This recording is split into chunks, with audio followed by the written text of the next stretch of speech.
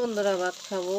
এইখানে আছে হলে ফুলকপি আর পেঁয়াজের পাতা দিয়ে ফুলকপি ভাজা। বন্ধুরা এটা তো খাইতে অনেকই ভালো লাগে। আপনারা একবার রান্না করে খাই দেখেন কতটা ভালো।